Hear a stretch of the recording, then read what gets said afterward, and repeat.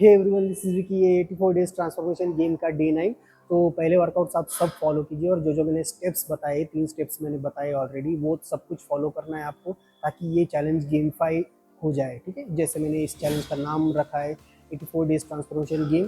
तो और आपको सिर्फ नाम नहीं रखना है, हमें उसको गेम की तरह बनाना है। ठीक है, खेल की तरह लगना चाहिए वेट लॉस। तो उसी वजह से मैंने स्टेप्स बताए, ताकि आप भी मेरे साथ ट्रांसफॉर्म कर सको। ठीक है, आपका सबकॉन्शियस ऑटोमेटिकली उस डायरेक्शन में भागने लगेगा, इसी डायरेक्शन में, जिस डायरेक्शन में आप चाहते हो आपका वेट लॉस हो सके, उसी डायरेक्शन में भागने लगेगा। तो आप वो स्टेप्स फॉलो कीजिए, 3 स्टेप। और मैं एक और स्टेप इस वीडियो में बताने वाला हूँ, वो भी फॉलो कीजिए, ताकि ये चैलेंज और ज़्यादा आसान हो। ठीक है, ये स्टेप आपको सिर्फ वर्कआउट्स में या फिर वेट लॉस करने में मदद नहीं करेंगे। ये स्टेप्स आपको जीवन के हर एक, लाइफ के हर एक स्टेप में या फिर हर एक पॉइंट पे आपको काम करेगा। ठीक है, तो आपको सभी स्टेप्स फॉलो करने हैं, तभी जाके आपका वेट लॉस आसानी से होगा। और इस चैलेंज का नाम जैसे मैंने रखा है गेम, तो इस चैलेंज का नाम गेम पूरा होगा। हमारा जो मकसद है वो पूरा होगा। अगर हम वो स्टेप फॉलो करेंगे, तभी ये मकसद पूरा होगा कि हमारा ये चैलेंज गेम की तरह लगने लगेगा, खेल की तरह लगने लगेगा। ठीक है, तो चलिए आज का हमारा वर्कआउट शुरू करते हैं। हमारी पहली एक्सरसाइज है अपराइट रोज। तो ये शुरू करने से पहले, ये वर्कआउट शुरू करने से पहले हमें बेसिक सा वार्म अप कर लेना है।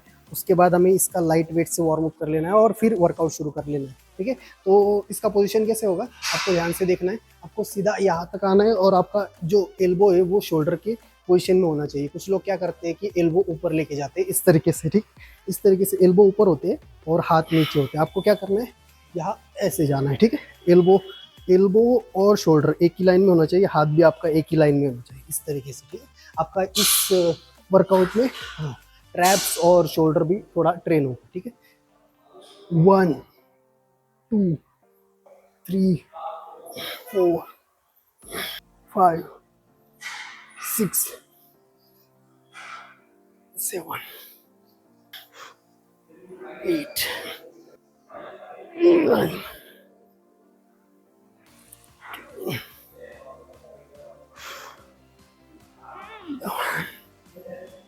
12 13 14 15। तो इस तरीके से हमें इसके 2 से 3 सेट करने हैं और हर एक सेट में हम 15 के आसपास जाएंगे, 15 20 रेपिटेशन के आसपास जाएंगे। 12 लगाएंगे तो भी चलेगा, लेकिन धीरे धीरे आप क्या कीजिए कि वेट बढ़ाइए, तभी रेपिटेशन कम लीजिए। ठीक है, अगर आपका वेट कम है, शुरुआत में आपको वेट कम ही जाएगा, बिगिनर है तो तब क्या कीजिए आप कि रेपिटेशन ज़्यादा कीजिए वेट कम लेके। ठीक है, आपको किसी को कुछ दिखाना नहीं है, वैसे ही कर दो। हमारा नेक्स्ट वर्कआउट है डंबल सिंगल हैंड रोज। तो उसके लिए हमारी पोजीशन ऐसी होनी चाहिए और हमें डंबल को पीछे खींचना है। ठीक है, एल्बो को आपके पीछे खींचना है इस तरीके से, और नीचे जाते समय आपको ध्यान देना है कि ऐसे आगे नहीं जाना है। बहुत सारे लोग करते हैं ऐसी गलतियाँ। तो आपको ऐसे पीछे जाना है, ऊपर स्क्वीज करना है मसल को, और स्ट्रेच ऐसे नहीं करना है, ऐसे सीधा जाना है नीचे। ठीक है, इस तरीके से 1 2 3 4 5 6 7 8 9 10 11 12 13 14। और आपको अपर बॉडी को स्ट्रेट रखना है। ठीक है, हिलाना नहीं ज़्यादा, टोर्सो आपका एक ही जगह होना चाहिए। इस हाथ से भी हम करेंगे। 1 2 3 4 5 6 7 8 9 10 11 12। तो इसके हमें 2 से 3 सेट करने हैं और हर एक सेट में हमें 15 to 20 रेपिटेशन के आसपास करना है। ठीक, हमारा अगला वर्कआउट है इंक्लाइन बाइसेप कर्ल। तो उसके लिए पहले हम वार्म अप कर लेंगे, उसके बाद ही वर्कआउट करना है। ठीक है, बिना वार्म अप के हमें वर्कआउट नहीं करना है। तो वार्म अप कर लीजिए, उसके बाद हमें ये परफॉर्म करना है। तो इसका पोजीशन आपको ऐसे रखना है, आपका जो बेंच है वो 45 to 60 डिग्री के एंगल पे होना चाहिए। उसके बाद हमें इस तरीके से 1 2, एल्बो आपकी एक ही जगह फिक्स रहेंगे, 3 4 5 6 7 8 9 10 11 12 13 14 15 16। तो इसके हमें 2 से 3 सेट करने हैं और हर एक सेट में हमें 15 to 20 रेपिटेशन के आसपास करनी है। ठीक है, और एक हाथ से हमें 15 करना है, ठीक है। दोनों हाथ से मिला के 30 के आसपास होता है, 30 के 40 के आसपास होता है, ठीक है। आपको उससे कम नहीं लगानी है, ज़्यादा से ज़्यादा कोशिश करनी है कि फैट बर्न हो, उस वजह से रिपीटेशन आपको ज़्यादा लगाने। तो चलिए अब करते हैं हम नेक्स्ट वर्कआउट बाइसेप का। हमारा नेक्स्ट वर्कआउट है प्रीचर कर्ल। तो इसमें ज़्यादातर फॉर्म गलत नहीं होता, तो लेकिन फिर भी आपको क्या करना है कि एल्बो को नज़दीक रखना है और ज़्यादा फ्लेयर नहीं करना है एल्बो को। और कुछ लोग हाफ वे एक्सरसाइज करते हैं, range of motion, half range of motion, हमें फुल रेंज ऑफ मोशन में वर्कआउट करना है इस तरीके से। 1 2 3 4 5 6 7 8 9 10 11 12 13 14 15। तो इस तरीके से हमें इसके 15 to 20 रेपिटेशन के आसपास जाना है और 2 से 3 सेट लगाने। तो चलिए अब करते हैं हम नेक्स्ट वर्कआउट। तो जैसे मैंने कहा था कि इस चैलेंज को हम गेम 5 बनाएंगे, तो उसके ऑलरेडी मैंने 3 स्टेप बताए, तो ये हमारा 4th स्टेप। तो इसमें क्या करना है, हमें हमें खुद के साथ टाइम स्पेंड करना है। तो टाइम स्पेंड करने का मतलब क्या है कि हमें कुछ सीख के फिर टाइम स्पेंड करना है, ठीक है। तो सिर्फ आपको पढ़ना नहीं है, तो पढ़ने के बाद या फिर आपको कोई भी वीडियो देखने के बाद उसका मीनिंग समझने के लिए खुद के साथ अकेले में टाइम स्पेंड करना है। तो क्या वीडियो देखना है वो मैं आपको बताऊंगा आगे, और वो मैं वीडियोस में शेयर करता रहूँगा। शॉर्ट वीडियो आप देख सकते हो, उसमें मैं बताऊंगा कि क्या मैंने सीखा है और क्या लेसन मिला है मुझे, और मैंने क्या सीखा है। तो आप खुद भी वो वीडियो देख के या फिर वो जो पढ़ रहा हूँ मैं वो पढ़ के, या फिर आप अलग तरीके से जो भी आप पढ़ सकते हो वो पढ़ के सीख के फिर ग्रो कर सकते हो। मैं बताऊंगा आपको क्या पढ़ना है।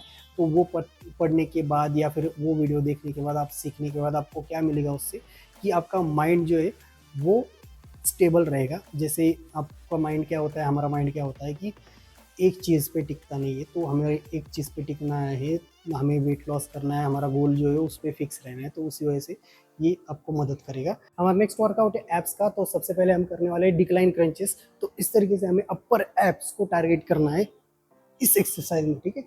स्मॉल रेंज ऑफ मोशन में वर्कआउट करना है हमें, ज़्यादा फुल रेंज ऑफ मोशन में जाने की कोशिश नहीं करनी है। इस तरीके से बहुत सारे लोग करते हैं गलतियाँ इस तरीके से, लेकिन हमें ऐसे नहीं करना है। इससे क्या होगा कि टाइम अंडर टेंशन नहीं रहेगा हमारा मसल, ठीक है। कम टाइम अंडर टेंशन रहेगा। तो हमें क्या करना है कि टाइम अंडर टेंशन रहने के लिए मसल को स्मॉल रेंज ऑफ मोशन में ही वर्कआउट करना है। और एब्स जो मसल है वो स्मॉल है, तो उसे स्मॉल रेंज ऑफ मोशन में ही वर्कआउट करना है उसका। इसके हमें 2 से 3 सेट करने और हर एक सेट में 15 to 20 रेपिटेशन के आसपास जाना है। तो इसके रेपिटेशन हाई ही होने चाहिए, क्योंकि स्मॉल मसल है तो इसके रेपिटेशन हाई होने चाहिए, ठीक है। तो अब करते हैं हम नेक्स्ट वर्कआउट। हमारा नेक्स्ट वर्कआउट है डिक्लाइन लेग रेजेस। तो इसके बहुत सारे वेरिएशन है, हम जो आसान वेरिएशन है वो कर रहे हैं, ठीक है। तो इसके लिए हमें ऐसी पोजिशन लेनी है और यहाँ आपको लेग्स पर ध्यान देना है, ठीक है। आपको सीधा ऐसे नीचे नहीं जाना है, आपको लेग्स को स्ट्रेट करके फिर नीचे जाना है, ठीक है। इस तरीके से 2 3 4 5 6 7 8 9 10 11 12 13 14 15। तो इसके हमें 2 से 3 सेट करने और हर एक सेट में 15 to 20 रेपिटेशन के आसपास जाना है, ठीक है। तो इसके रेपिटेशन हाई ही होंगे, ठीक है। आपको ध्यान रखना है कि एब्स के रेपिटेशन हमें हाई ही लगानी है, ताकि आपके मसल पर ज़्यादा से ज़्यादा टेंशन बना रहे। और हर एक वर्कआउट में मैंने बताया नहीं, हर एक वर्कआउट के बाद आपको 1 मिनट का ही ब्रेक लेना है, ज़्यादा लेना नहीं है, ठीक है। ताकि आपका ब्लड फ्लो तेज़ी से बहता रहे और आपका फैट बर्न हो सके, का हार्ट रेट तेज़ रहे, ठीक है। हार्ट रेट स्लो करने में कोई फ़ायदा नहीं, फिर ब्लड भी आपका फास्ट नहीं चलेगा। तो आपको ब्लड लेवल का जो सर्कुलेशन है वो फास्ट चलना चाहिए। उस वजह से हमें जो है कम से कम टाइम का रेस्ट लेना है, 60 सेकंड और ज़्यादा से ज़्यादा 90 सेकंड के आसपास आप जा सकते हो। लेकिन 60 सेकंड आपको एब्स में तो 60 सेकंड का ही लेना है, और बाकी वर्कआउट में आप 90 सेकंड के आसपास जा सकते हो, ठीक है। तो ये था आज का हमारा वर्कआउट। अब करेंगे हम कार्डियो। हमारा आज का लास्ट एक्सरसाइज है कार्डियो। तो कार्डियो में हम करेंगे इलिप्टिकल। तो इलिप्टिकल हमें 20 मिनट्स के आसपास करना है और लेवल आपको जो भी जाए वो करना है, ठीक है। आपका कैलोरी कम से कम 200-250 कैलोरीज बर्न होनी चाहिए। शुरुआत में कम भी टाइम जाएगा आपको, बाद में धीरे धीरे टाइम बढ़ाते जाना, लेकिन ये इलिप्टिकल आसान है रनिंग से, ठीक है। तो आपको कोशिश करनी है कि 20 मिनट्स के आसपास जाए।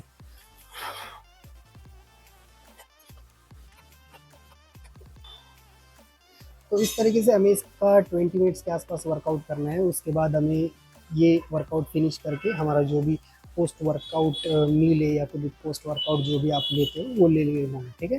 प्रोटीन का जो भी है सोर्स वो ले लेना है। और ये था हमारा आज का लास्ट वर्कआउट। और आने वाली वीडियोस को फॉलो कीजिए और पिछली वीडियोस को भी फॉलो कीजिए, ताकि आप जल्दी से आप जो है फैट बर्न कर सको, और जो स्टेप्स बताए वो भी फॉलो करें, ताकि ये चैलेंज आसानी से आप फॉलो कर सकें। तो अगर इस चैनल को सब्सक्राइब नहीं किया तो सब्सक्राइब कीजिए, और ताकि आप 84 डेज तक मेरे साथ जुड़े रहे और आपका ट्रांसफॉर्मेशन कर सकें, ठीक है। तो चलिए अब मिलते हैं हम नेक्स्ट वीडियो में।